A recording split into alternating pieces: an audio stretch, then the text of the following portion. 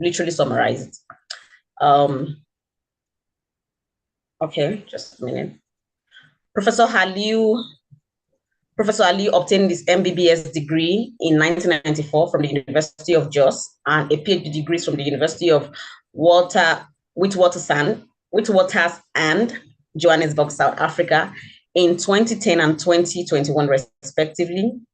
He is a specialist physician in nephrology after obtaining the fellowship of the National Postgraduate Medical College of Nigeria in 2006, and later obtained a Doctor of Medicine degree from the same institution in 2021. He is a certified project. He has a certificate in project management in global health from the University of Washington. He has been involved in research work, clinical services, training, and community service. He has been involved in kidney transplants since 2002, when they transplanted their first kidney at the Aminu Kano Teaching Hospital. He has publications on experiences of kidney transplants in our environment and living kidney donor evaluations and long-term follow-up, and reported first experiences of pregnancy in kidney transplant recipients in Nigeria. He was the site principal investigator for many international collaborative studies, such as the multi-care studies under the H3 Africa Kidney Disease Research Consortium. He's also a key investigator in research collaborations with Vanderbilt University Institute for Global Health. Yeah. Okay. Yes. Apologies. Okay. And the VRAMP grant and VNET grant, as well as a co-researcher in the Bill and Melinda Gates sponsored research on Kano's statewide sample registration system to prototype impact in reducing maternal health. Prof has been involved in mentoring students and resident doctors and successfully supervised to conclusion 14 resident doctors who are now consultants practicing in different parts of the country and abroad. He has mentored awardees of International Society of Nephrology Fellowship and the Vanderbilt Emory Cornell Duke, that's VECD Global Health Fellowship, under the Fogatti International Center, USA. He has been involved in administrative responsibilities in both the Aminu Kano Teaching Hospital and Bayero University. He was at different times a head of department, he was a dean, a deputy provost of the College of Health Sciences of the Bayero University, Kano, and a provost of College of Health Sciences, Northwest University, Kano. Currently, he is the vice president of Transplant Association of Nigeria. He is the chairman of Bayero University Health Research Ethics Committee and also chair of the Board of Trustees, Kano Independent Research Center. Ladies and gentlemen, please make welcome Professor Aliu Abdu. Prof, you are welcome. Now, before Prof will go ahead with his presentation, I am going to quickly take the presentation of Professor Emery so that we can just have that at the same time. Professor Ogene Maro Festus Emery SAN is a professor of jurisprudence and rhetoric, a senior advocate of Nigeria, and an E.K. Clark Distinguished Professor of Lawyering Skills. He teaches at the Faculty of Law, Delta State University, Abraka, Delta State, where he served as the former dean of the faculty. He currently serves as the chairman, MBA Institute of Continuing Legal Education, Abuja. He was called to bar in 1983, and his major interest is in method theory, law of obligations, legal education, and legal writing. Ladies and gentlemen, please make welcome Professor Festus O. Emery SAN. We're glad to have both our speakers here. For the presentation commences, the branch chairman of the MBA Gariki branch is on the call. So I'm just going to quickly confirm that he's still here. Chairman, please, if you are here, you can unmute. And would like to take the opening remark of the branch chairman. Yes, chairman, please. Thank you. Yes, good afternoon, Police Secretary. Good afternoon, everybody. Good afternoon, the chairman of the Medical and Health Law Committee and our speakers and lecturers, the learned senior advocate, Professor Emery, and our distinguished speaker. I want to welcome everyone, members of the branch and non-members of the branch, lawyers and non-lawyers alike. I want to welcome all of you to this webinar this afternoon. It's part of what the branch has put in place to ensure that our members learn more and widen their scope of knowledge, both in practice and in life and in everything that they do. So I wish us a wonderful time as we enjoy the lecture this afternoon. Thank you. Thank you. Thank you so much for that very succinct welcome remark, Mr. Chairman. Mr. Ebenezer Egwatu is the chair of the Medical and Health Law Committee of the MBA Garki branch, and would like to take your opening remark. Mr. Ebenezer. Okay, good afternoon, distinguished professors, our esteemed guest speakers. Good afternoon, distinguished colleagues from across the nation. This webinar is being convened by the Medical and Health Law Committee of the MBA Gariki branch, which by the grace of God, I currently serve as the chairperson. For those who are first-timers here, the committee is set up, one of its mandates is to build the capacity of lawyers in the area of medical law practice. We have other mandates that is different from this. And to fulfill this particular mandate, the committee has been consistent in organizing medical law webinar each month on different topical issues. By next month, August, we'll be discussing health policy. By September, we'll be discussing patients' rights. By October, we'll be discussing forensic medicine, DNA and autopsy, forensic medical investigation. So we already have topics lined up for you. All we ask is for you to participate and enrich your knowledge so that when you have briefs along this area of practice, you would have been sufficiently equipped to handle that brief and not go mess it up. Because medical law practice is a technical area, starting from your processes, even how you gather your evidence and all. It is a technical area. If you do not have that technical knowledge, you will mess up the case, and that will not be good for you as a lawyer. That is why we put this up. More so, we all are potential patients.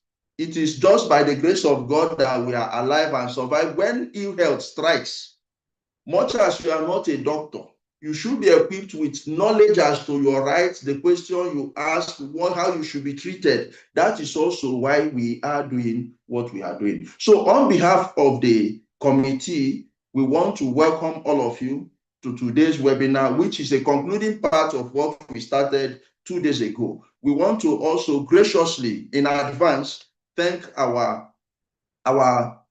guest speakers who were able to reconvene us within the shortest possible time, 1 day interval, so that we conclude on this particular topic. Thank you very much and enjoy the lecture. Thank you, moderator. Over to you, please. Thank you, Mr. Ebenezer.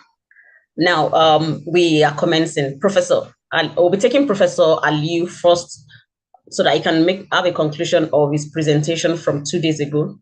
So, Prof, the floor is yours.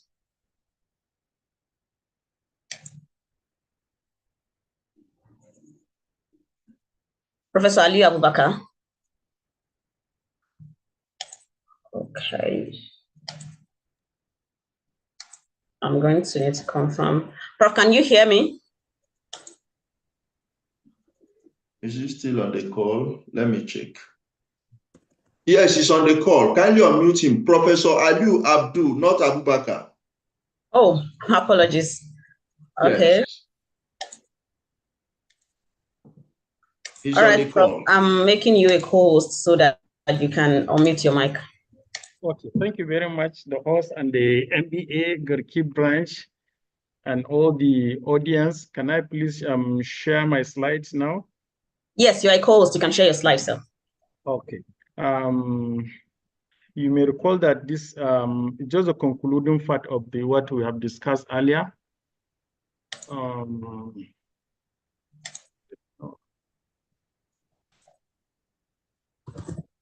and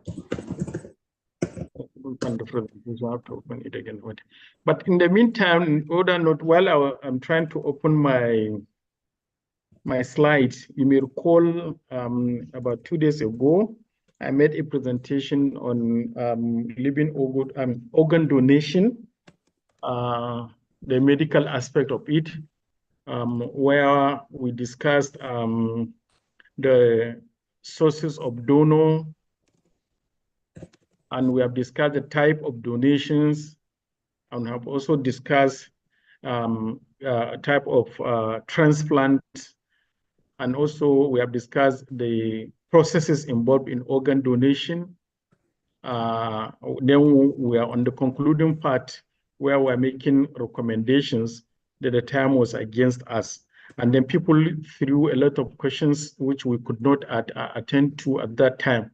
So this is a summary. So I don't know how to go about it. Is it we go straight? I cannot do the presentation again. Quite all right, so because I have a small time to spare with you. I'm still having maybe open donation.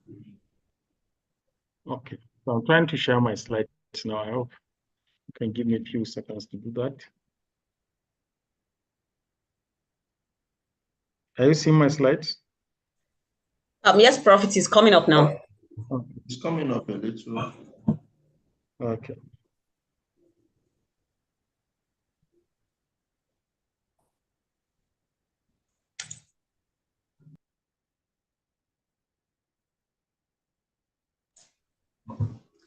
Yes, I can see it now. Okay. Okay. Are we together now? Yes, we are. Okay, so the objective of the presentation was to give an overview of medical aspects of solid organ donation from the types, sources of organ, ethical consideration, and processes involved. And those are the things we discussed last week, a few days ago during the first episode of the presentation. And this is the thing we followed. We did a general introduction on organ donation, and then okay, where we define the terms we will be using in the presentation. Like organ donation, we define as a process of voluntarily giving organs or tissues from deceased or living organ transplant for therapeutic reasons. Talk about organ harvesting, which refers to surgical removal of organs for transplantation, where we emphasize on difference between the two, ethical and legal framework. Donation is a selfless act, while harvesting can be perceived as a more clinical term, often in legal or medical context. And then transplantation, on the other hand, is a surgical process involved in the removal of organ or tissue. Also define what trafficking is and what transplant commercialism is. Also describe the travel for transplantation, in which we said it doesn't matter, the travel could be the donor travel to areas where he get organ, or the recipient of the organ travel to countries where he get the organ, or the donor is carried to another country where he donate the organ, or the technical team, the surgeon and other health professional involved, they travel from one part to another to do the organ transplantation, whatever. So it's technically defined. We also talk about the need for organ, the shortage of organ worldwide, the gap between the number of patients requiring organ transplant and the number of the supply of the organ for transplant. We give scenarios in Nigeria, in US, in India, and different parts of the world. And then we discuss the sources for organ, which we said 3 main sources of transplantable organs: cadaveric, where we get organ from dead or dying patient. We also talk about living donors, which could be living related or living unrelated. And in living related, the relationship could be blood related or emotionally related. And we have described the advantages and disadvantages of each one. And also talk about the living unrelated is discouraged because it's what led to the commercialization of organ transplantation. We also discuss alternative organ sources, animal organs.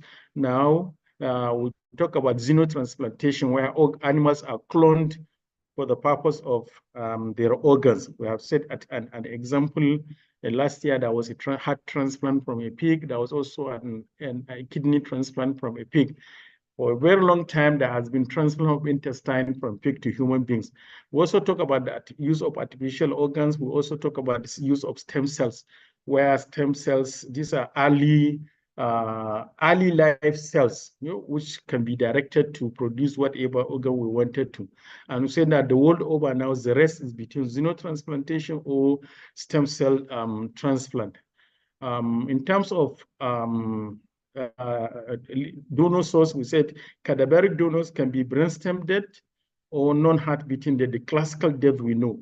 We also discuss the controversies around brain death, where we say, luckily enough, in this recent time, there are clear-cut clinical definitions of brain death depending on the country you are. So legally, there's a definition of brain death depending on the country you are practicing, and also a diagnosis of brain death. There must be 2 independent physicians to certify that the patient is brain dead. We also discussed about this cadaveric donation. We said that the potential organ donor can give consent while he's alive, or can be presumed to give consent until he refused to consent. The so-called opt-in and opt-out method. And also we'll talk about medicalization of dying, in which patients that are dead, brain dead, or they're about to die, they are kept in sophisticated advanced support life support gadgets, so that they prolong their living in brack and court for the purpose of preparing to harvest their organs. We also mentioned the challenges of medicalization of dying, the ethical aspect.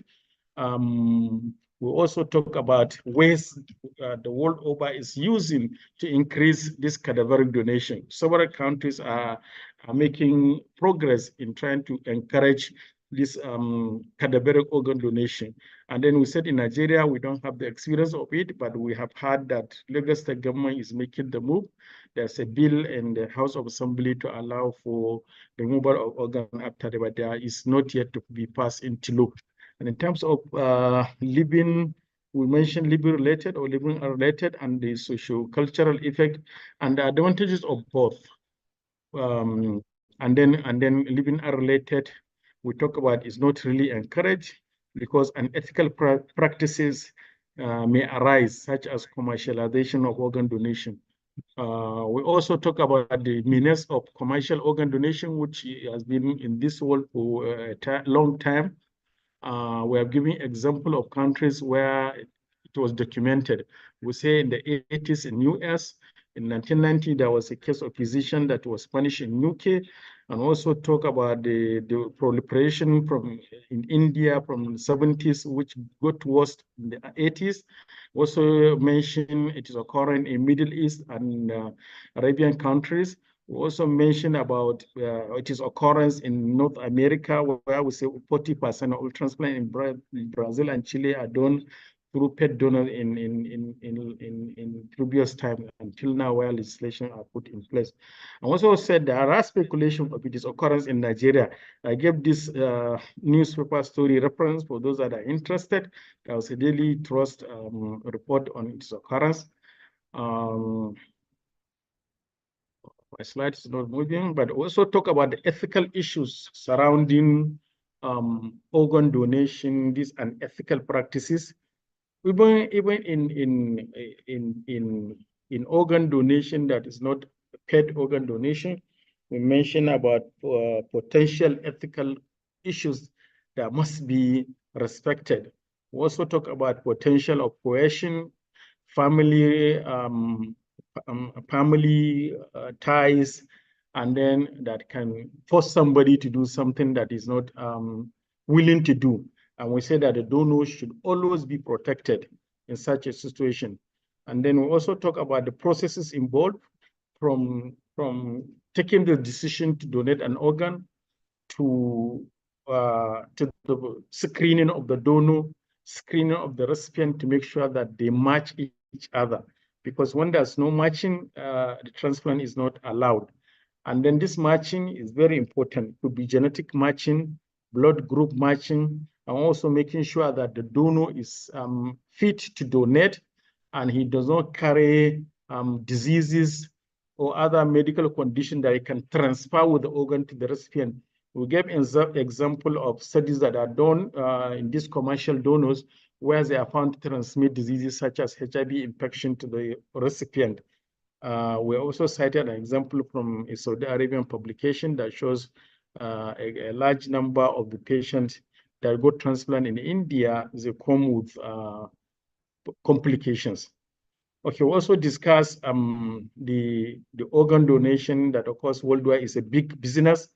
Multi-million-dollar is involved, so it's difficult to cartel. Menace of the organ commercialization. Also, there are different types of illegal organ donation, criminal organ trade, and then victims formally or informally agree to sell an organ and are cheated, and they're not paid, or they are paid less than what they were promised. And also talk about the use of vulnerable people, prisoners, homeless people, and so on. And then the processes involved we have mentioned, and then the framework for decision making. The donor candidate must be considered and it has to be fit. And then the intended recipient must also fit to take the organ, must be fit to take immunosuppressive drugs after transplantation, and does not have other conditions that can shorten the lifestyle, because there's no point somebody has advanced cancer, he wants kidney transplant, you remove kidney transplant in normal people and give it to the recipient, you solve the kidney problem, but because you know the cancer would not allow him to live long with that kidney you're giving him. So it's not advisable. So you have to consider the donor, you have to consider the recipient, and also the transplant program. I gave an example that in countries like Nigeria, we all do liver related. So whatever you want to do, whatever option that are available, you have to do it within the confine of what's available in the country. We'll talk about the donor screening, different stages, the objective of doing a donor screening, and so on. We'll also talk about the psychological aspect of donor of organ donation assessment. So psychological evaluation is very important, because you need to prepare the mind of the patient before the donation, and also be prepared to take the consequences of the donation. I also talk about okay, the slide is not going. Also talk the ethical issues. When you are removing somebody's organ, you must respect the principles of ethics, autonomy, very, very important. He must be given the chance to decide for himself to donate or not to donate. There shouldn't be any form of coercion. Also, beneficence. We must make sure that there's no harm incurred to the donor, because he's trying to save somebody's life, and then he incurs some harm unto himself. So we must respect non-maleficence, justice, because in terms of organ distribution, when it's available, especially in countries where cadaveric organs are available, and so on. My slides are not going, so I don't know. So these are what we discussed the other time. We also talk about oh dear, the policies, the government policies in terms of regulation. We said regulating organ donation and transplant. There are many guidelines issued.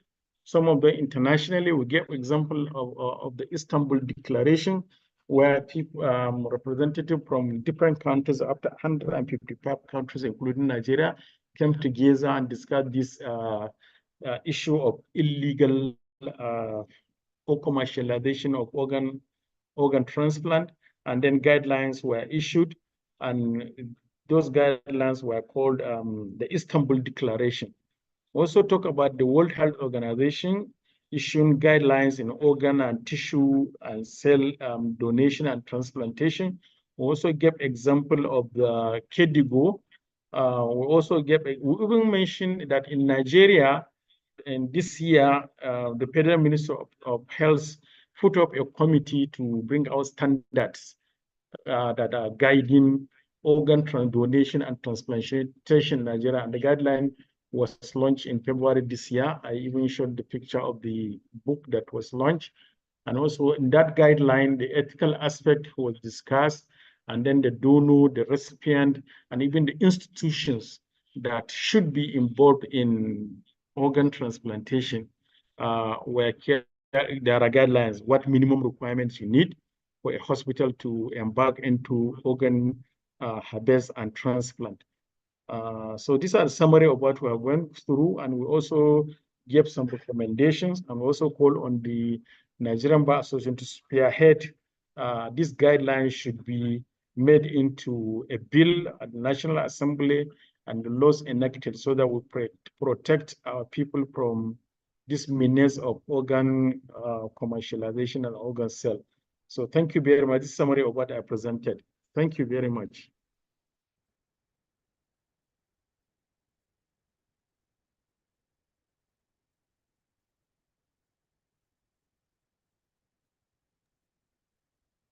Hello, Dami, moderator.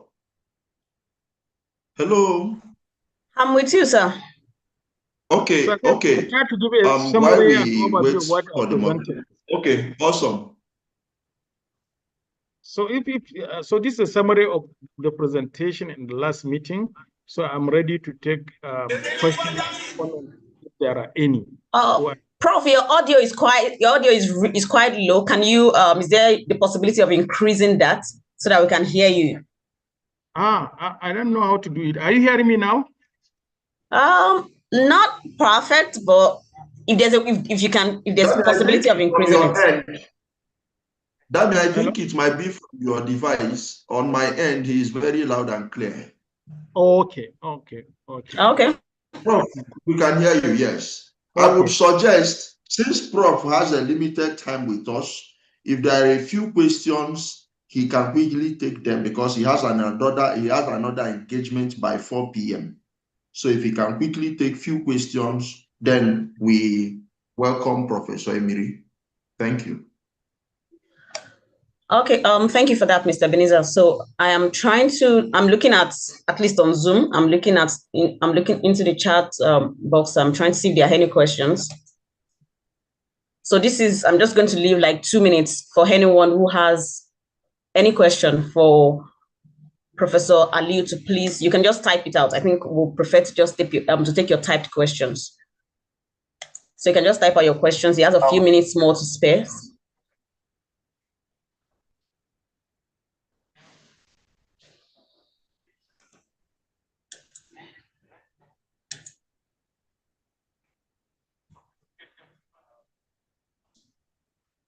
Let me also check on the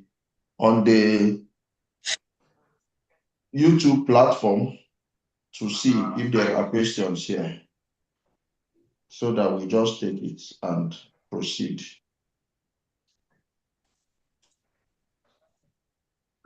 Also check on okay. So far, I'm not seeing any question yet. So. Okay, I think we should welcome a distinguished Professor Emiri so that he takes up. Prof. Sabru, you may just give us a few minutes. If questions come in, we will send them to you. You answer, and we get away. No problem. Yes. No problem. Yes. But let's take Professor Emiri. Thank you.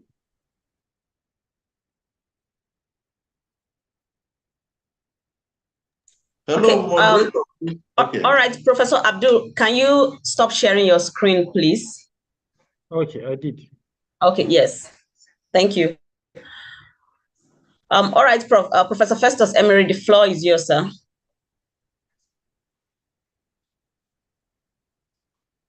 Oh, I'm sure I'm unmuted now. Can you hear me? Yes, you are. Yes, I can. So I want to thank all of you for being here. Already, I think Professor The prof has already taken quite a lot of the things I was going to talk about. But even at that, then I think I will start by looking more at the legal perspectives of organ donation and transplantation. And then with the question of trafficking. Now,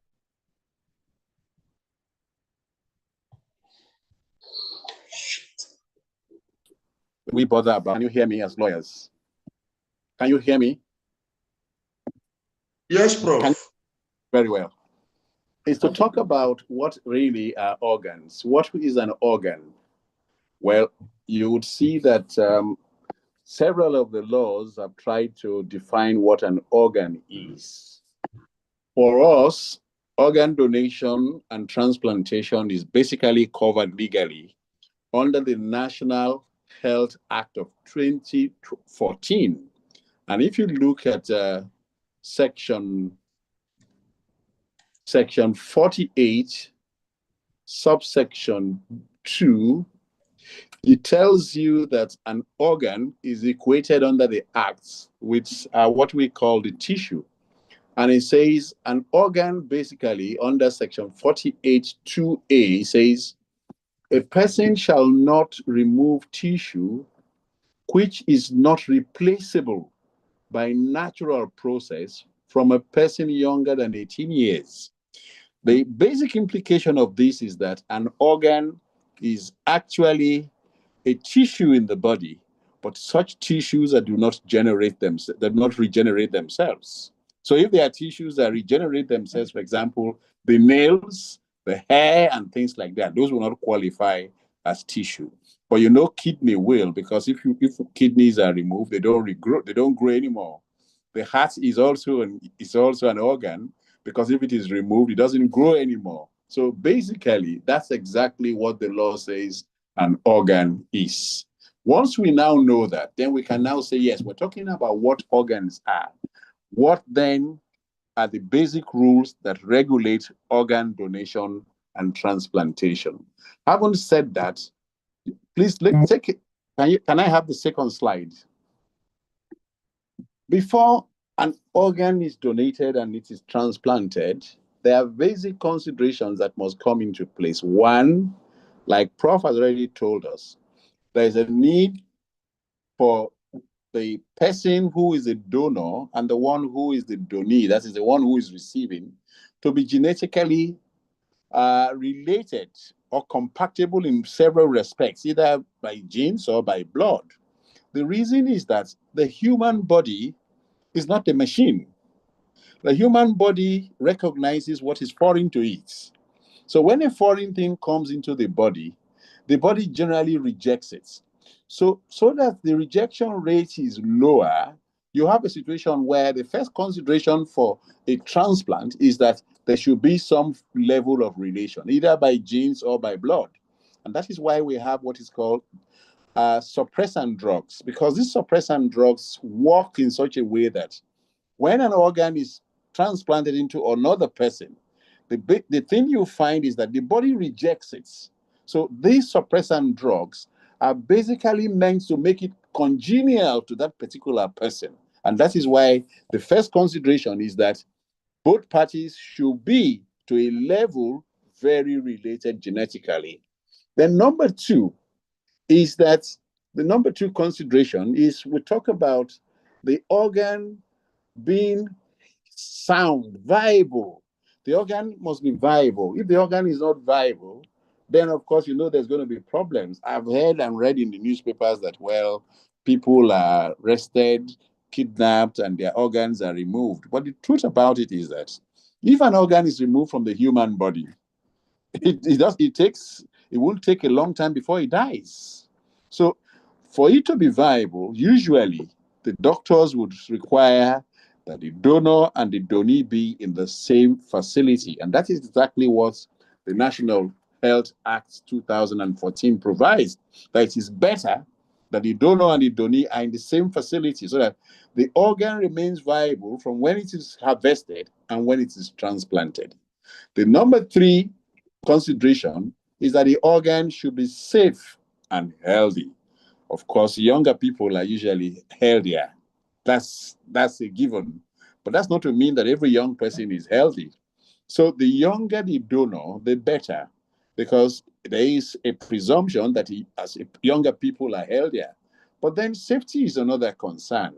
A man may be young, healthy, but his organs may not be safe. He may be a drunkard who's damaged his kidney, and so you find that if you remove one of the kidneys and if you harvest one of his kidneys and for donation purposes to some other person for transplantation, the kidney will fail. So that's the third consideration. First, relationship. Two, viability. And then three, that the organs are healthy and also safe from people. Then, of course, like we have talked about, if you look at one of the English, then the House of Lords, but now the Supreme Court of England decision, it talks that, look, the definition for death now is no longer just the cessation of breathing. That is, it's not when a person permanently just stops breathing. That's when you say the person is dead. No, the definition now for death is what we call the brain death concept. So once the brain, of course, is dead, then of course the person is clinically said to be dead. And so legally too, the person is also said to be dead. And you can read the case of Anthony Bland and then NHIS. That's where that definition was, of course, adopted by the English courts. So then the next issue outside the question of brain death is whether there is consent. Consent is very, very important. Why is consent important? Consent is important because we're looking at a situation where an organ, or what we call can equate as a tissue, a non-regenerative tissue is removed from a person. Let us take, for example, the kidney. A human has two kidneys but can function with one. So that kind of thing is a very serious thing to remove, because what you are going to be doing in a transplantation is that the donor's kidney is removed and is taken away completely, and that will not grow anymore. It is given to someone else. So you can see that that's why it is a thing that requires what we call consent. If you look at the third of my slide, I've discussed what those considerations are. I don't know if they can be shared. I'm hardly able to see mine. I'm not so, my network is not so strong. I'm in a place called Warri. But I want to be sure that I just want, if you can share it, but I'm not going to be talking through the slides. I'll just be talking so that you can hear me. So those are some. The third slide. Thank you. Very well. So those are issues which must be considered before we talk about a donation and it's being transplanted into some other person. Well, as we will look at policy, these are the legal, these are the things that doctors will consider, and of course, as lawyers, we also want to consider. Well, you remember that the age for majority, as you can see from section 48, subsection 2A, is 18. Even at that, consent must be real. That's why it is called informed consent. That is, the person must know exactly the nature and the procedure of the medical procedure that's going to take place, its consequences, and of course is entitled to ask questions. I will come back to the question of consent, but these are the first considerations that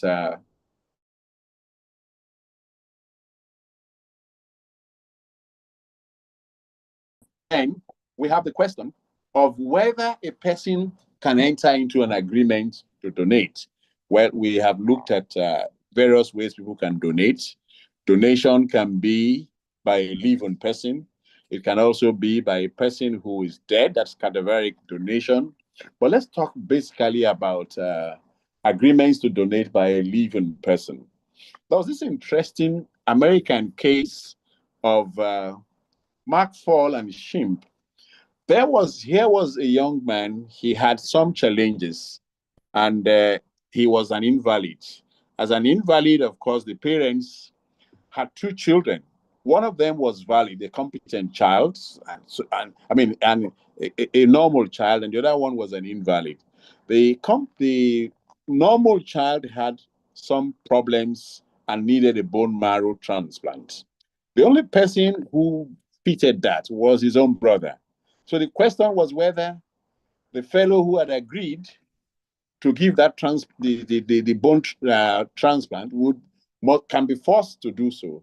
And the court said no, you cannot. Even if a person agrees to a harvesting, if the person does not, if the person now changes his mind, you can't force the person. The court took the view that transplantation involves several invasions into the human body, and that just like contracts of personal service cannot really be enforced by courts, the courts would not enforce an agreement to make a donation. But of course, if the person does agree to make a donation, the court will not stop the fellow. But the court, of course, would not force a person who has agreed to make a donation from reneging on his agreement to make a donation. Then, of course, why is the court so concerned about questions of organ donation? Because of the issues of commercialization. Question of commercialization, a man can say, look, I have 2 kidneys. I can live well with one. So why do I want to keep 2 anyway? I can as well sell one and make money. And these are some of the policy questions people have been asking, whether it is proper for government to stop the commercialization of organs. Well, this has to do, you remember, if some of you who have read a few things about non-commensability, that is, there are things that do not have, that cannot be marketed. Some things don't have what lawyers would call non-fungible. Fungible are things which you can trade for money, but non-fungibles are things that the law says, look, you cannot measure them on a metrics of money. For example, you cannot measure love. You cannot measure affection in terms of money. Money may seem to represent some of those things, but it cannot be equated with it. So the law also therefore says there are certain things which are inalienable. You cannot sell them. And organ donation and transplantation is one such thing. Please look at section 50. Section 50 says that no one will be allowed to engage I'm talking about the National Health Act, to engage in sale and commercialization of human body tissues, and that anyone who does that will, of course, have committed an offense and will be liable to imprisonment. So you can see that the law thinks that that's a serious matter. That's a thing for which no one should be allowed to make a donation. And like I say, agreeing even to donate outside the mark, field, and shink, there are several cases that say that informed consent must be real. It must not be won under pressure. For example, if you know of the English case of Aru and T, that was a case where a woman was supposed to have a transfusion, and the lady now refused to have a transfusion. And then the question was whether it was real. And it was shown that her mother, who was very close to her, had put some pressure on her, even though she was competent. At that point, the pressure from her mother not to take blood would seem to have overridden her sense of reasoning. And the court said in that case that as it is, the consent, the refusal to receive that medical treatment of transfusion was not real, because she came under pressure from her mother, such pressure that would amount to some level of coercion. But then you can also look at the case of Millets against Schulman. Is an American case which says that, look, a person can give proper consent. If a person says, look, I have thought about it in and out, and I think this is just good enough for me, or this is just bad enough for me, the court would respect it. Of course, most persons who have read Nigerian law and medicine are familiar with the case of Okonkwo and National Council for Dental and Medical Tribunal. So why are we worried about all of these things? Why does the law prohibit commercialization? The law prohibits commercialization for very good reasons. Because the truth about it is that harvesting is an invasive type of treatment. We're talking about opening up a person and taking out an organ from the person, whether it is heart or whether it is kidney and things like that. Think about it. If we look at the criminal code itself, what does the criminal code say? Can a person truly consent to harm? The law says no, you cannot consent to grievous harm. A man cannot say, look, you can cut me with the cutlass. Or like they do in the village, you hear people say they've made some charms for gun. And then because they've made some charms for gun, he says, look, just shoot me and I will not die. And the man is shot and the man dies. Would it be a defense that the man says, shoot me, I won't die? Of course, the law says you cannot do a thing like that, that no one can give consent to grievous bodily harm. So some persons are of the view, absolutists, say that, look, every harvesting is invasive medical treatment. Whether a man can survive with one kidney does not matter. God gave us two. He knows why. So why should a human begin to decide that one is a good enough and the man can sell it? Any medical invasion will be tantamount to grievous bodily harm, whether the removal of the heart, removal of the kidney, or removal of any non-generative tissue, that these things should ordinarily be prohibited. So you can see that the law is trying to strike a balance between donation and as a thing that should be prohibited and donation in such a way that is helpful to society. So what the law does is that it prohibits the commercialization of it. But some other persons say, look, we don't believe in the absoluteness of it. We are relativists.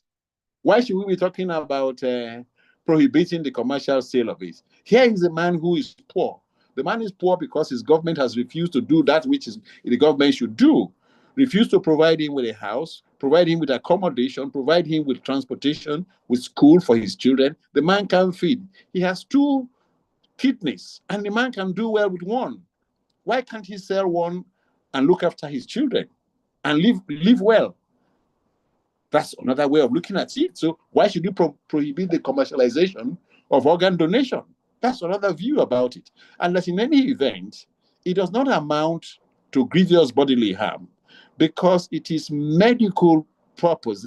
The purpose of the harm is to provide public good, and it is not meant to harm the patient, as it were, per se only, but it provides what we call alternative good to the public. So these are some views that have risen, and so the law takes what we call a middle path, just prohibits its commercialization.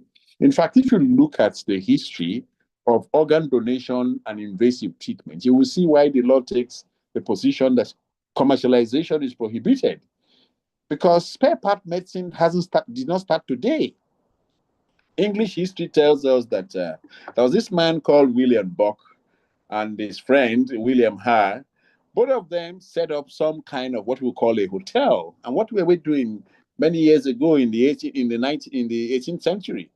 They get guests into the place and kill the guests, keep their bodies, and then sell them to schools that were interested in promoting studies in anatomy. So, of course, what they were doing was that they were selling bodies to colleges for examination to medical colleges in England and all over Europe, so that medical colleges could have dead bodies, which they use, of course, to teach their medical students. That of course, was the origin of the Anatomy Act of 1832 that prohibited such things and then made dead bodies available, as it were, to medical colleges. So you can see that there's always been a struggle between research as it is, or benefit, what you call benefit to the public and individual harm. And the law has always tried to strike what we call a balance. In 1997, those of you who were old enough in Nigeria, you remember the Otokutu riots in Owerri. And what was it all about? It was all about the fact that organ was being harvested from people and being sold and things like that. Those are some of the issues that we all are familiar with. And then with Clifford Orji was a modern reenactment of it. If you remember, the man who was said to be somewhere around the Oshodi Bridge, who was said to be a madman, but really not a madman. He just stays there, and what he does is to kill people, take their organs and things like that. So some of these things were things that brought about the thinking that there was a need for Nigeria to begin to regulate organ donation and its transplantation, and trafficking, of course. And that is what exactly you find in section 48 to section 52. So I encourage you to find time to read the National Health National Health Act of 2014. So you can see some of all of that. So these are some of the policy things that has come up, and that the court now say, I mean, the law now says, look, we can regulate this. And the best way to regulate it is to think about it in such a way that people can donate, yes, but then donation must not be commercialized. But like we said, the government that prohibits the commercialization steals all the money. And so people say, why, if the government can steal all the money and I have my body, why can't I sell my body if I can make money out of it?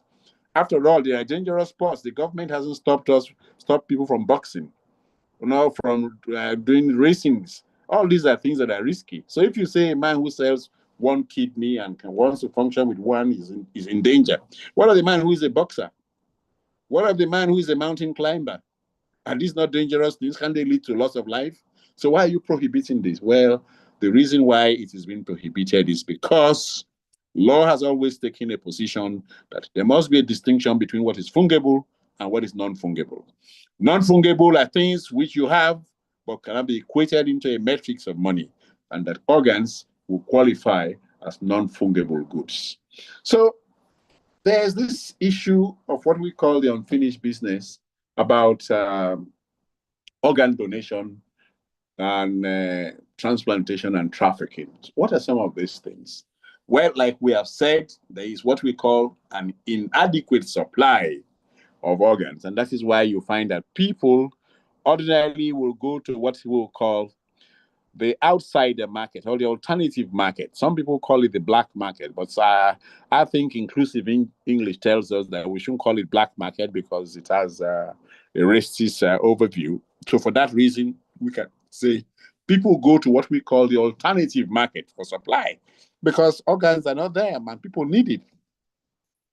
Of course, you know the Nigerian case where a senator in Nigeria did that, took some fellow to England and wanted to do harvesting for the benefit of his daughter. So because there's inadequate supply, what do we do? If you look at the Act says some regulations are also, further regulations are needed. What some countries have done is that a queue is established for organs donations. So if you have organs which are in the national bank, some basis, there must be some basis or criteria for its allocation. And some countries have been able to do what we call a proper criteria. And the proper criteria would be like, while everyone is on the line, those who need it most will put them first, even if they come last. And if your parents, for example, pay taxes, of course, that may qualify you to shunt the queue, make you like in commercial players will say, rather than being an unsecured creditor, it puts you as a secure creditor and puts you ahead of the line. If your parents have been members who have served in the armed forces or have carried on socially profitable things for community, those kind of things can put you up on the line. So we'll still need some national guideline from the National Council of the Health Council on how we can supply what we call inadequate, the inadequate supply can be bridged with the demand, which is for organs. And then, like you see in the Act, it says that transplant must always be in the hospital facilities. And some hospitals today now qualify under the National Health Insurance Scheme as persons who enjoy some level of funding from government.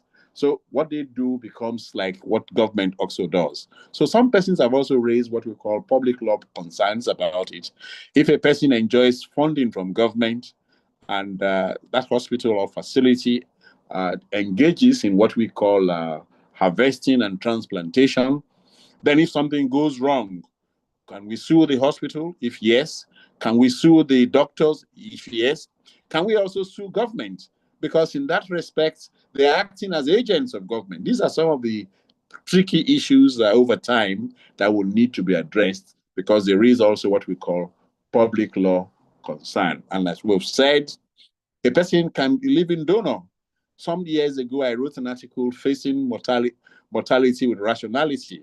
If you tell a person that do a will in Nigeria, say, God forbid bad thing. Why are you talking about will? You want to make I die? That's the general thinking of our people because we're not rational about matters of mortality.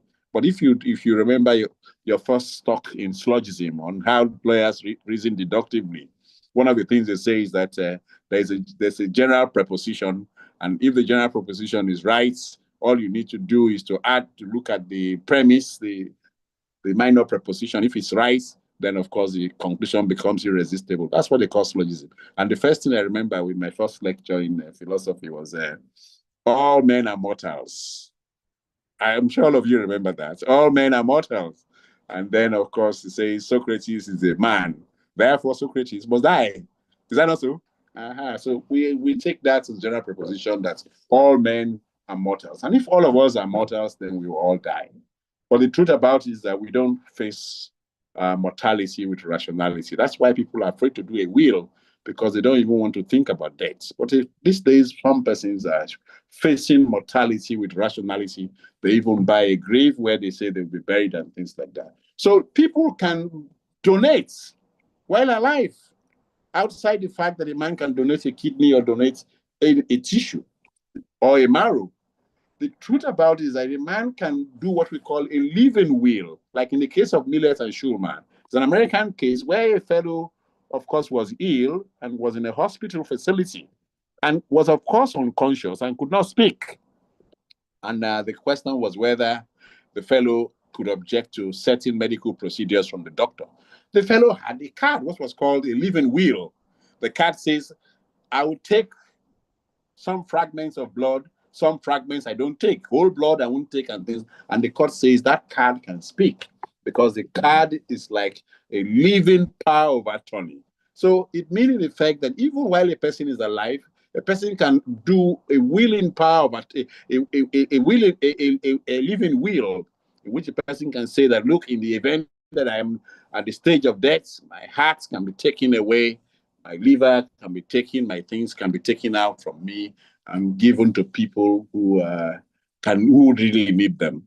I think we need a lot of persons who are public spirited to begin to think about this. That's the best way to face mortality with some sense of rationality. Then, of course, we've talked about cadaveric donation, that is, of people who died, who are dead. Before, of course, we know that tissues hardly can live long. The only tissues which really live long are some generative tissues like the nail, the hair, and things like that. Those ones can even grow when a person dies, can stay for about a day or so, or much more than that. But other organs, of course, will die off in a few minutes and all that. But a person, so what do we do about those cadaveric persons? Can we harvest them? Well, the person who has authority over a body, if the person hasn't made a will, of course, is the next of kin. And if you look at the Acts, it states what the next of kin can do. The next of kin can, of course, donate organs from a person who is dead, but the hospital where the organ is going to be harvested must ensure that the harvesting comes out in such a way that the person is not mutilated, that it becomes ugly and unsightable for people to see. Then, we must make a distinction between cadaveric donation and persons who are in a PVS state. A PVS state is what we call a persistent vegetative state. A person who is in a persistent vegetative state is not dead. You can read the case of Anthony Blind against the NHIS. Anthony Blind was a young boy who was about 17, who was a lover of football. He loved the Manchester Football Club, and in one of those matches, he was trampled on, and he suffered a brain seizure, and he was in the hospital, and he stayed in hospital for such a long time. And the question was whether the parents now came, of course, and said, "Look, this young man has been in this facility for so long. You feed him intravenously. At the end of the day, sometimes the fluids get into him. You drain them out. The guy can't talk. He could just see his parents. He was in such a persistent vegetative state with very little or no trace of recovery." So the mother and the father came together and said, "Look, I think we're better have our child dead than see our child go through this kind of invasive medical treatment daily." So what did they do? They now went and said, "Look, doctors, we want you to cease treatment."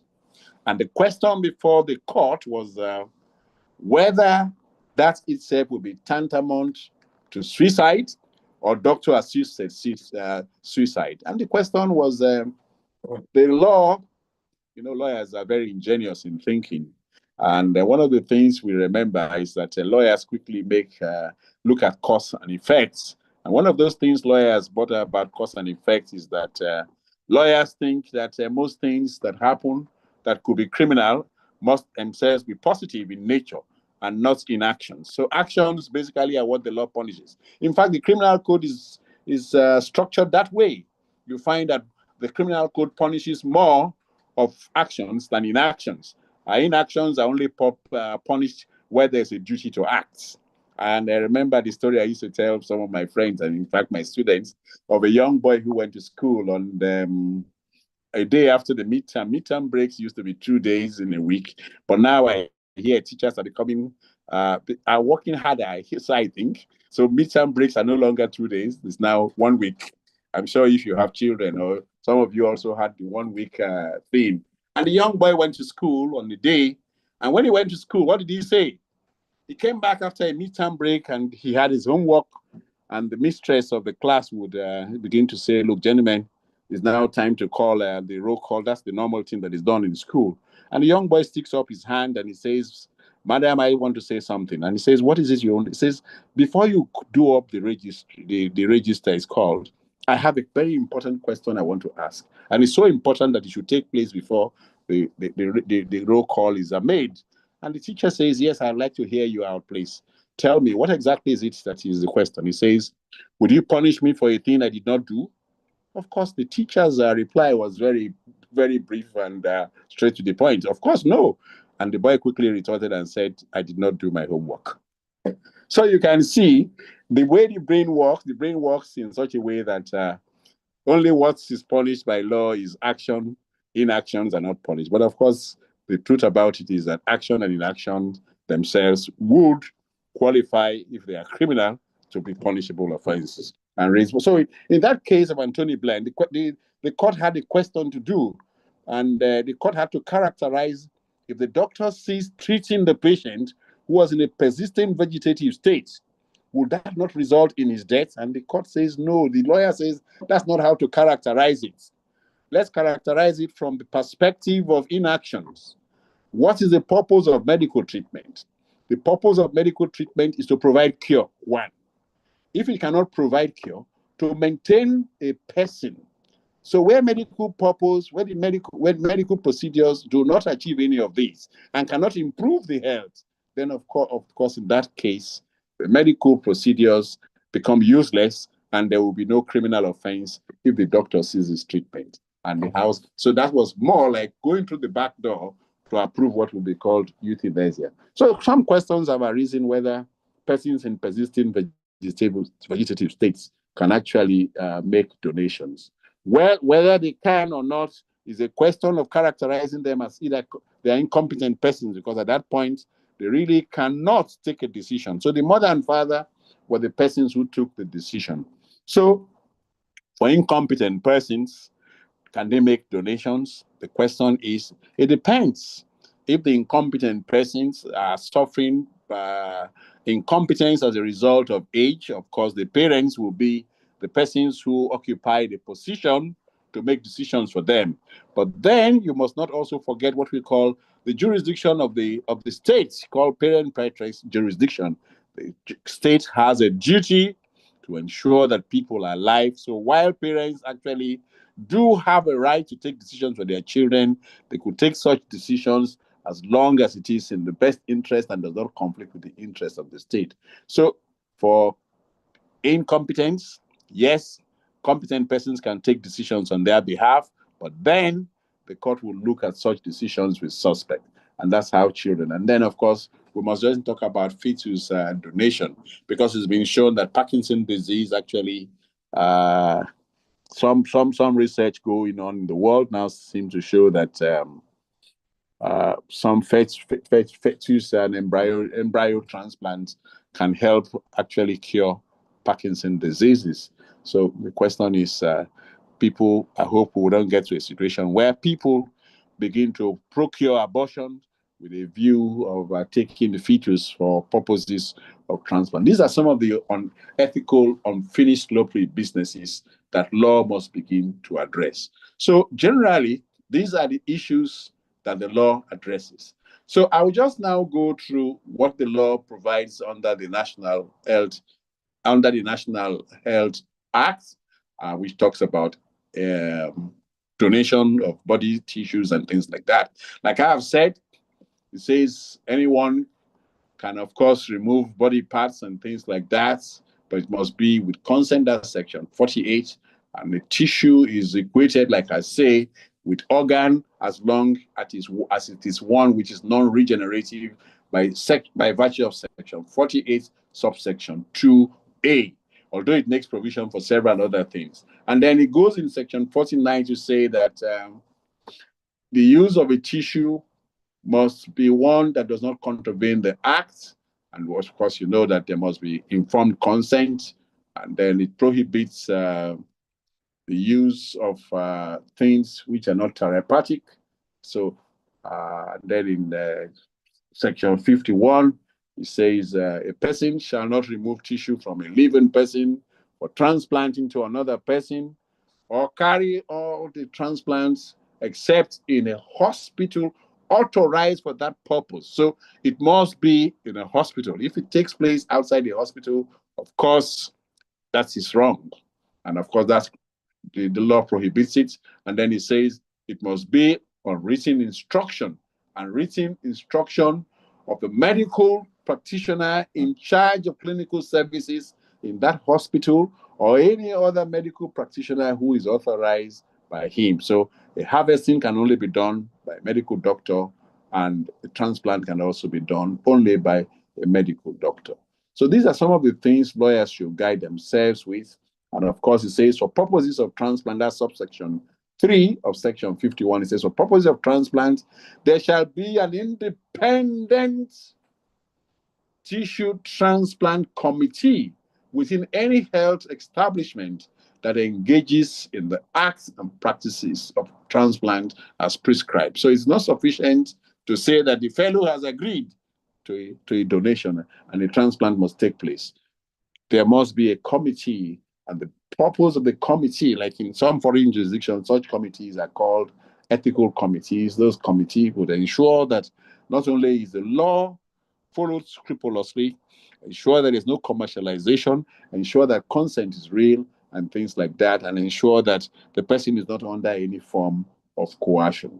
And like I said, they may also consider issues of viability of the organ to be transplanted. They may also consider its safeness, and they may also consider question of compatibility, so that the use of immune suppressant drugs thereafter the transplant would have less effect on the body, because we've said the body recognizes foreign tissues that come into a cell. So it says only a person who is registered as a doctor can do such a thing. So that's exactly what the law says.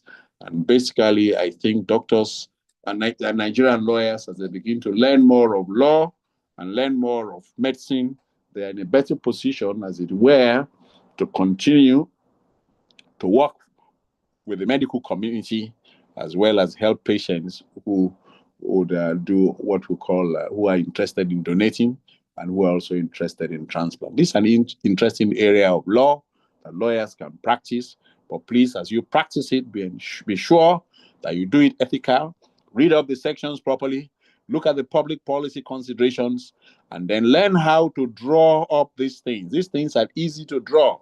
These days, AI can teach you how it is drawn, but please do not rely only on AI. Ensure you read the law properly so that you see what the law is about and you look at the ethical issues which are concerned. That way, you can act as a lawyer to persons who are interested in donation, who are also interested in also transplantation. Thank you, honorable members of the bar and friends and colleagues who have joined us. Thank you so much. Thank you, Prof. Thank you. It has been a very insightful session. It has been a very insightful session. Thank you so much. Thank you. I can see. Oh, okay. Professor Abdul is still here. Yeah. Can I make a few comments, please? Yes, please, Prof. You can go ahead. Thank you very much, Prof, for enlightening us more on the legal aspect. Thank you, Prof. You're still there. I just want to shed more light, just to update the listeners. Like now in the cadaveric donation, that you can write in your will that you are a living donor, or you can indicate on your driving license in developed country where it's properly done that you are an organ donor.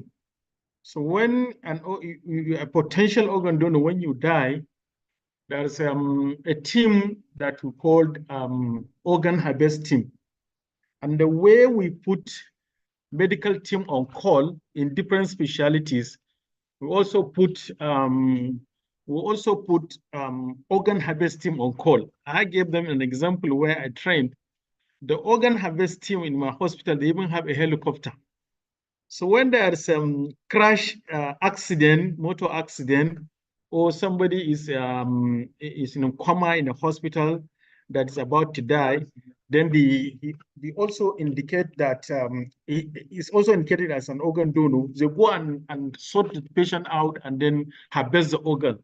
And in the team, you can find those that are interested in harvesting the liver, some are interested in harvesting the cornea, some are interested in harvesting the heart and the lungs and so on.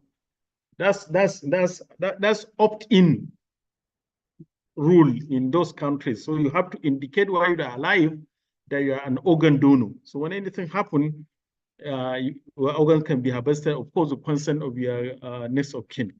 Then the other option is opt-out.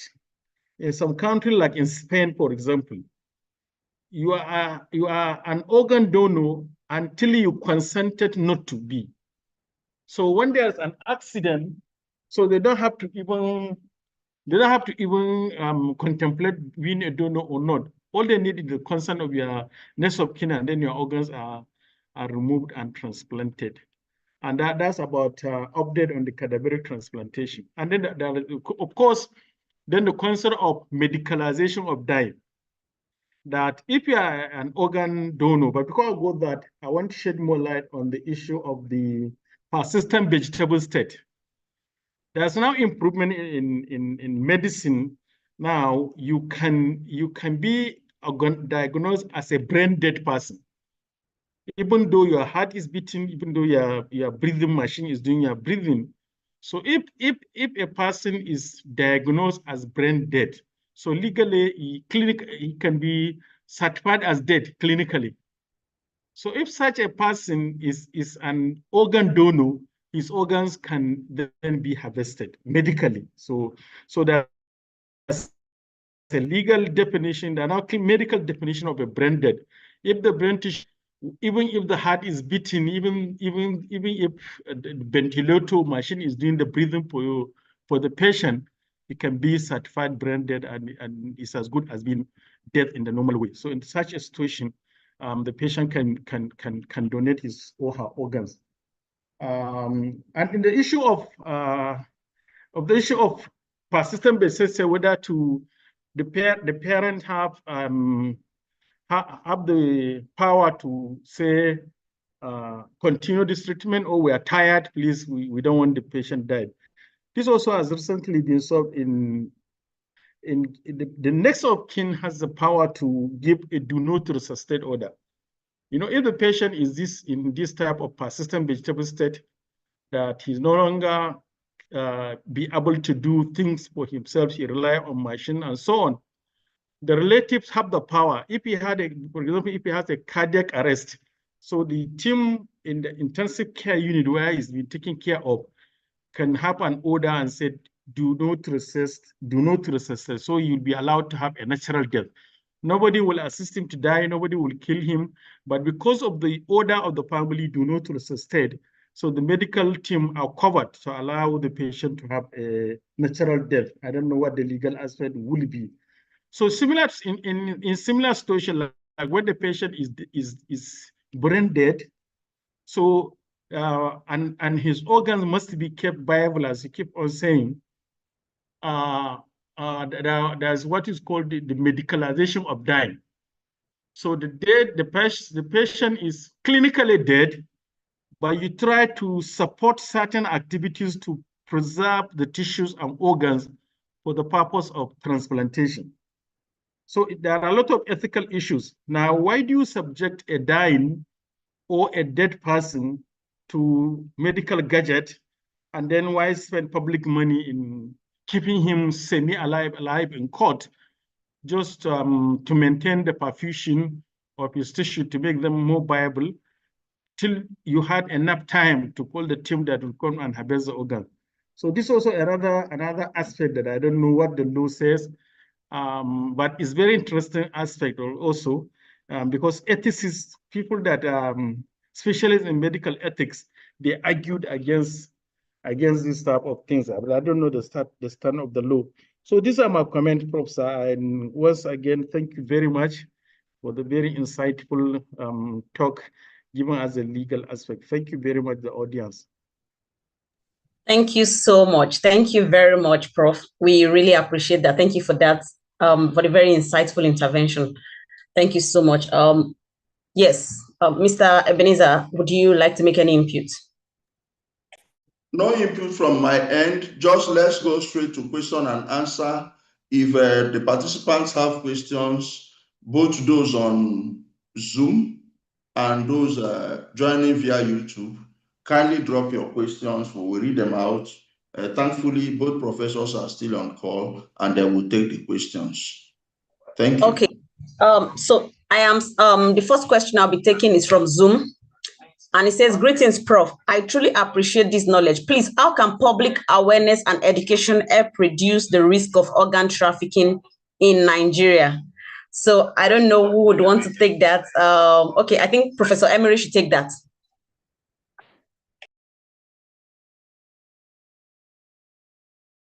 Well, I would say that public education, yes, in the form of a national rebate of ethics, can help. Because I tell you, there are many things that education can do. I'm a teacher, and when I teach my students, I teach them not just law, I teach them quite a lot about good behavior. But I think our primary schools should start doing all of that, because we need all that. And then outside that, I also think that government must show a level of responsibility. A lot of citizens are not stakeholders in the country. And because they're not stakeholders in the country, they can do anything. So yes, education is there. So it's education can help, but then there's also a lot that government can do to create a sense of felt connection between the state and people, so that the people themselves will behave more ethical. And once people know that they are stakeholders in the country, they would, of course, do things which are also ethical.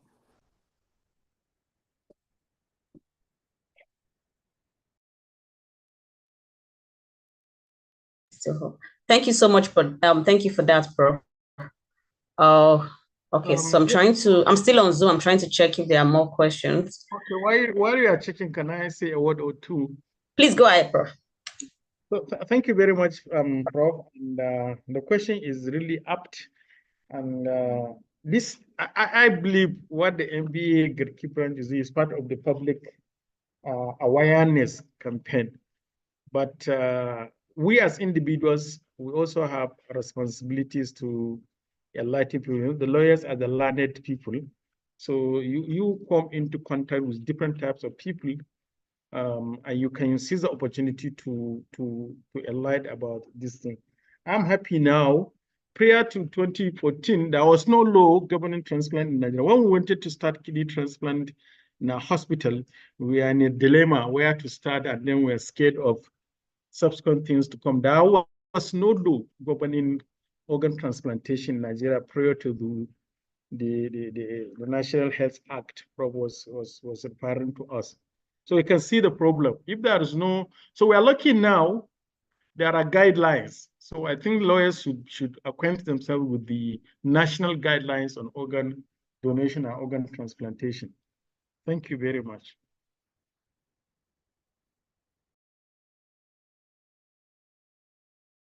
Thank you. Thank you for that intervention, Prof.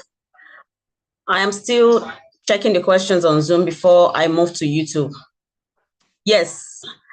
Okay, so there's a question here. So is there any regulatory provision regarding organizing donation? I want to believe that means organ donation, regarding organ donation in Nigeria.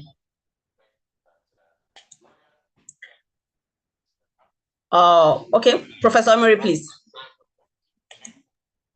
Well, like we have just said, spare part medicine cannot be commercialized. But like Prof. Leo has told us, basically, if there is anything like a person wants to make a donation, you can have a living will. You can also go to a medical facility. These are options that are there, but the government, the law prohibits, as it were, what we could call a spare part market, a human spare part market. That's the kind of thing an organization that seeks to look for spares or organs would be. So the National Health Act provides that the National Health Council will make regulations as to how people can make donations, but that, of course, is prohibited. That's which relates to how people can come together, form associations, and all that to trade parts is prohibited because it qualifies as commercialization. And like we've said, the law treats organs as non-fungibles.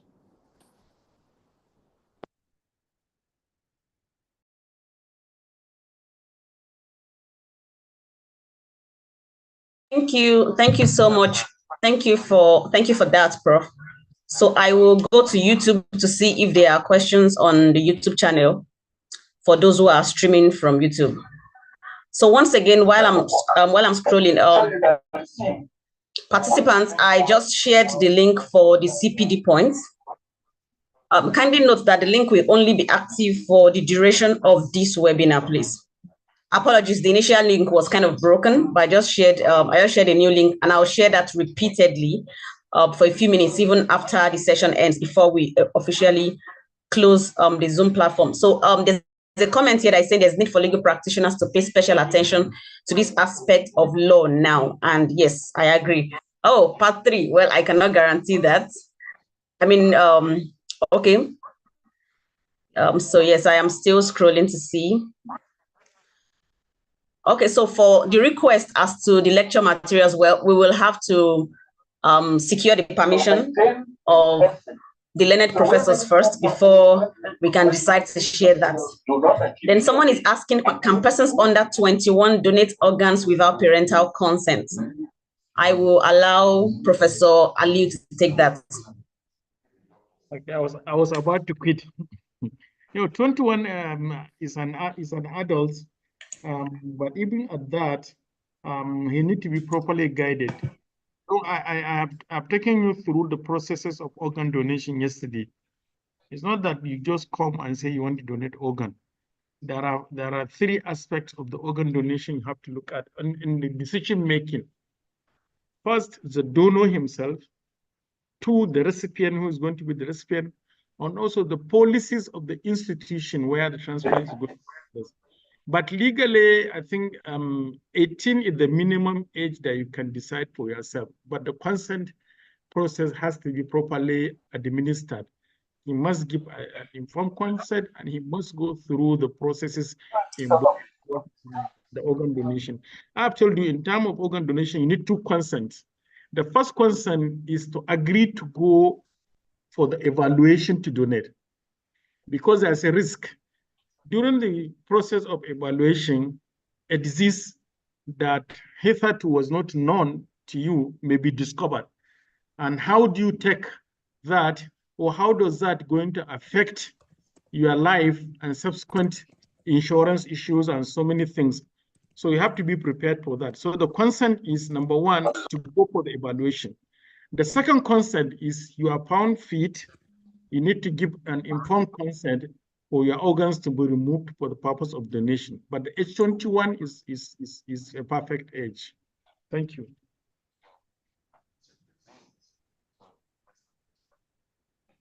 Thank you so much, Professor Ali. And I understand that you have to go now. Thank you so much, Prof.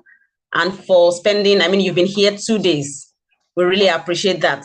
So now, okay, Prof is off the call. So now we have Professor Emery with us. And participants would have to wrap up really shortly. We'll have a very few minutes left to question and answer. So one more question from Zoom. Someone is asking, what is clear-cut difference between organ donation by a brain-dead person and euthanasia in Nigeria? Prof. Well, euthanasia is prohibited. It would appear that's what the law is. But then brain death is a situation where the person is clinically said to be dead. And the law says once a person is brain dead, the person is dead. So organs can be harvested if the next of kin does give consent or the person has made a living will to donate. So that's the difference. Euthanasia appears, like I say, like for lawyers, it looks like euthanasia is positively asking for deaths. But you know that if a treatment is also if a doctor stops medical treatment, the effect of it to a person who is in a persistent vegetative state is that the person will die.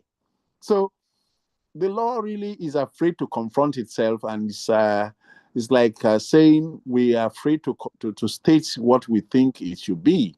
So the law says euthanasia is prohibited, but treatment cessation will be allowed if treatment would not serve any useful medical purpose. I mean, it's just like saying it's the same thing, or it's the same side of the same coin. That's how I see it. Thank you. Thank you so much for that. Thank you, Prof. Just to whip in, Dami, for euthanasia, like Prof said, it is outrightly prohibited. But if you want to delve in deeply, we'll now be talking about passive and active euthanasia.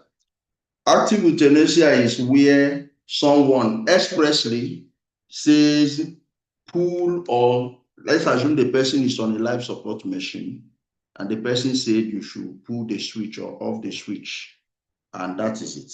But passive euthanasia is withdrawal of treatments, with gradual withdrawal of treatment prescriptions that could aid or quicken or hasten the recovery of that patient. Now, do not forget that a patient has a right to decline treatment. A patient, the rights of a patient is to decline treatment. Say, I do not want to be treated, provided that that patient is a person of sound mind, is an adult, and has been explained to, and that patient understands the far-reaching implications or consequences of such decision, which includes that death would be the resultant effect. So while active euthanasia while euthanasia, not whether passive or active, is prescribed in Nigeria, patients by expressing their right to decline medical treatment could be activating passive euthanasia. I just wanted us to get this. Thank you. Thank you, Mr. Ebenezer, for that clarification. There's a question on Zoom on YouTube that says, is it true that on the authority of the that's Nigerian Health Act, a doctor can take a patient's organ without consent? Wow, interesting. Prof, please. The answer is no. Consent is the base.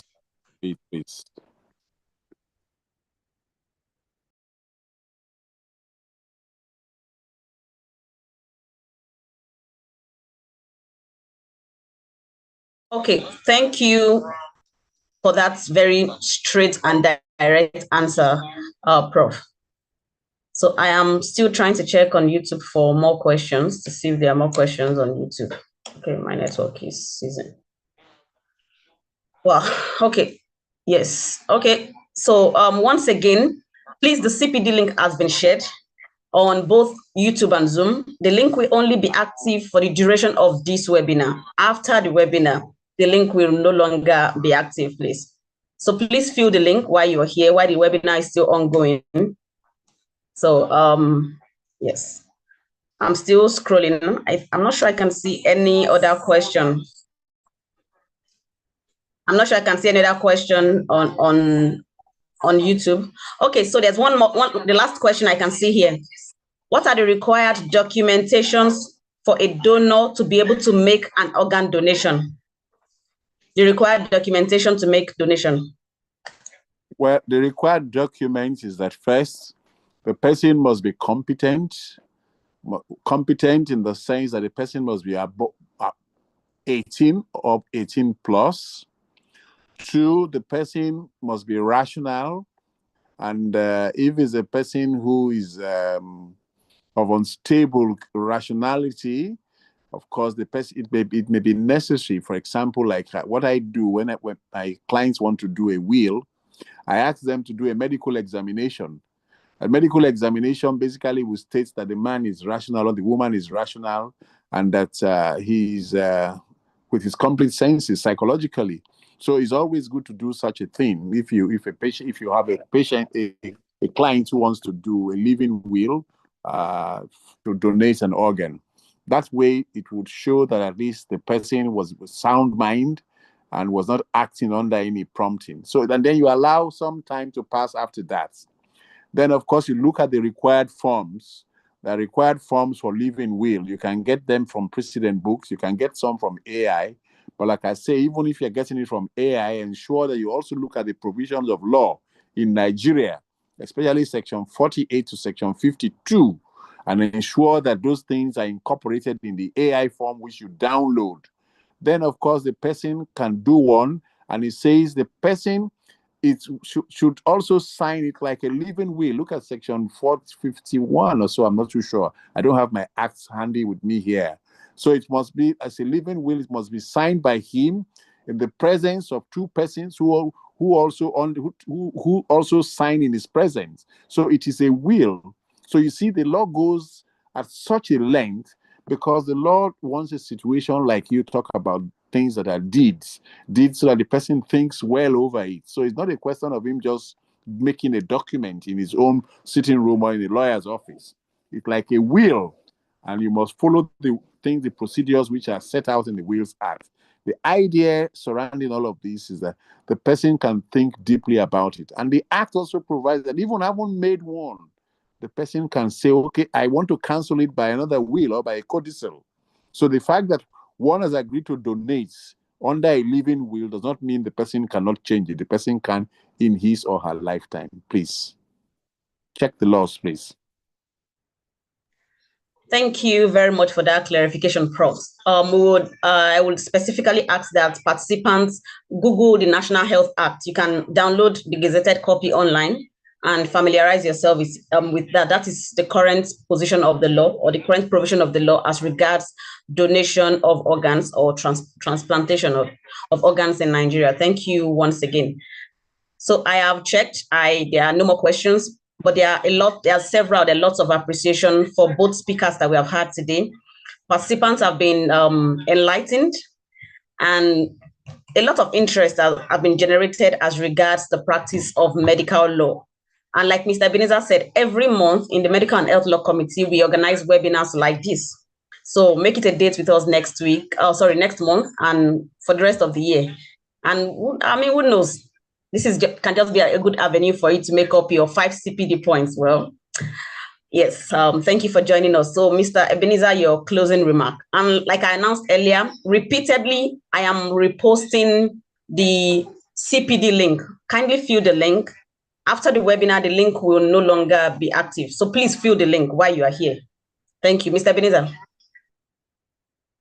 Okay, thank you very much, Dami.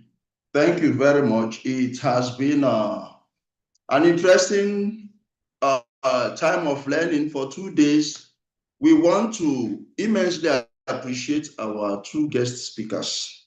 Prof, I can't thank you enough, Professor Emiri. Thank you very much for the sacrifice and the time. Both of us know what it took to get you to where we are today because of your numerous commitments, sir.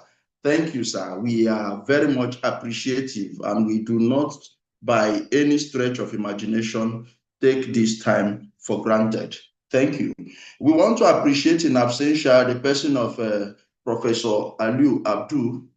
Prof, or we will still send our formal appreciation message. However, in his absence, we want to thank them. Participants, help me celebrate both speakers on the comment section. Please help me express your gratitude to them. Before I take the closing remark, the person that asked question about whether whether issue of consent in the National Health Act, whether is it true? Like Prof said, it is absolutely not true. However, you see, one of the challenges we have with our legislations is inelegance in drafting. More so when some, not all, when some of the legislations are not, when professional legislative drafters are not engaged. Legislative drafting is a specialized area of law practice, and the usage of words becomes very important, especially when it comes to interpretation, because people with insidious intentions can try to stretch an interpretation. That clause, the word there is may, and that is referring to section, I think section 48B, that says that the consent may be waived when in the case of emergency treatment. However, I have queried that particular section because issue of organ transplantation is not an emergency treatment. By that I mean there is a procedure. You don't do organ transplantation at the emergency ward of the hospital. You don't do organ donation. There's a procedure. It is not a day, it is not 1 week process. So the issue of emergency does not arise. That section is saying that consent may be waived. So whose consent are you waiving? Is it the consent of the donor who should follow all the protocols for donation? Are you saying that you will just see somebody on the road and carry the person and say there is an emergency, somebody there, his kidney is packing up, so because of that we will waive your consent and harvest your kidney and put it in the other man? So that's a call to review our National Health Act, because there are a lot of few lacuna that I personally have identified, and when the time is ripe, the committee will put together a memorandum and we send it to the appropriate quarters for them to look at it. That's also part of why we are doing what we are doing here. Having said that, I want to register our profound gratitude to all our participants. We also know that it wasn't easy. At the shortness of notice for today's webinar, particularly, you all came out here. Like I earlier mentioned, we host webinars every month. So for the month of August, we will be discussing health policy and your role as a lawyer. For the month of September, we will be discussing understanding patients' rights and legal remedies. For October, we will be looking at forensic medical investigation, issues around DNA and autopsy. A lot of lawyers do not know the procedure for this, the legal requirements, and that's why we want to educate us in that regard. So I want to thank our branch chairman. If he's still here, chairman, thank you very much, and the ESCO of the branch for your massive support to our programs. We are not ungrateful, sir. Thank you very much. I saw Dr. Professor Chelucci. Prof, thank you for honoring us with your esteemed presence. We do not have time. I would have mentioned a lot more, but those of you who came to honor our committee with your presence, We are grateful. Having said that, I hand over to the moderator for shutting down the webinar. Thank you. Thank you so much, Mr. Ebenezer Iguatu, Chairman, Medical and Health Law Committee, MBA Gariki Branch.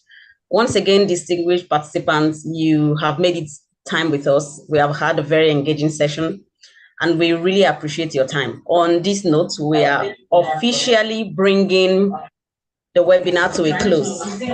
However, I'll keep the link on for another 5 minutes.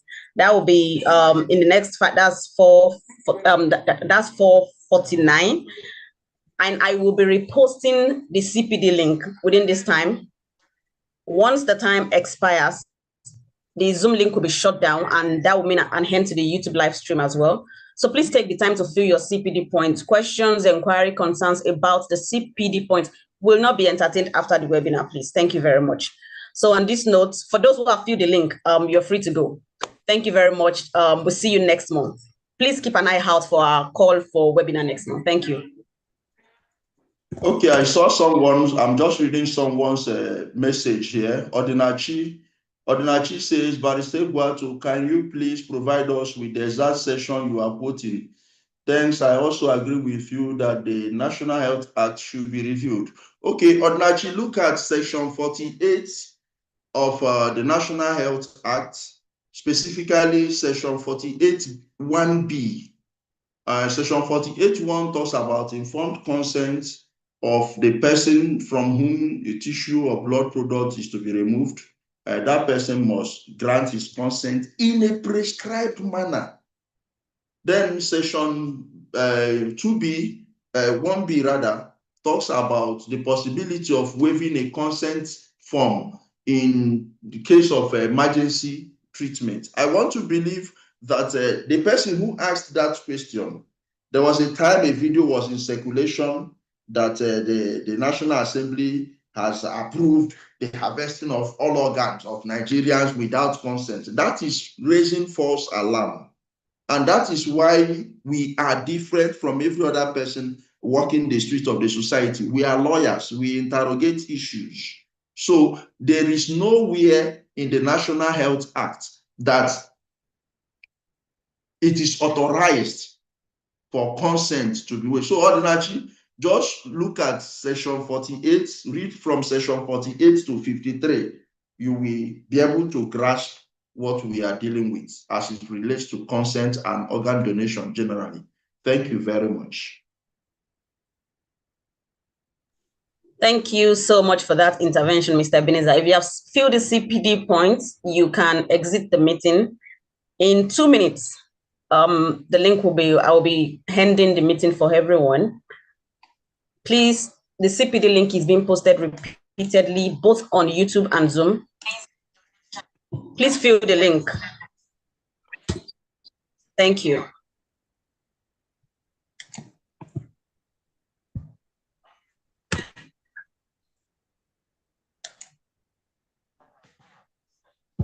Chinelo, can you be sending the link to the webinar to our email addresses? We usually do sufficient publicity. Okay, what we will do from August is to build a database. As you fill in, or we can take your links from the back end, your email addresses from the back end, and send you publicity. We may not be able to send you the link. Why? Because we are not too certain that you will be available to participate. What we promise is to publicize widely, then based on your timing and schedule, if it is convenient for you, you log in and participate. Of course, the link is usually attached to the flyer. So the link is not a problem, but what we will not promise you is to send you the webinar link to your email addresses. We will not promise that. Thank you very much. We usually give out gifts for our first 10 participants, but it has been impossible for us to determine who those are between last 2 days ago and today because of the manner with which the Zoom platform got filled up. So we apologize. For those who were here last month, the first 10 persons, check your email addresses. We have already sent you copies of the AMA, that's Arbitration and Mediation Act 2023, because what we discussed last month was the use of ADR in resolving doctor-patient disputes. This month, since we're discussing organ donation, it was our intention to send 3 copies, e-copies of the National Health Act 2014 to the first 10 participants. But it's not a difficult thing to get. Just Google National Health Act. You will find it there, download it, read it. Just read it, and you'll be amazed at the information that is contained there and the procedure, not just about organ donation, but healthcare service delivery generally. You will be amazed at what you will see there. Thank you very much. Oga Robinson Ubu, good evening, sir. Thank you for attending. We are pleased to have you. Thank you very much. All right, so it is time, and I will be ending the meeting now. Thank you very much for joining. I want to believe that everyone who actually attended the meeting, both on Zoom and YouTube, must have had the time to fill the CPD link. So one last check. Yes, thank you very much, everyone. And we'll see you next month. Bye-bye. Enjoy the rest of your day. And once again, my name is Damlola Victoria Alabi, and it has been a pleasure. It has been my absolute pleasure moderating this session.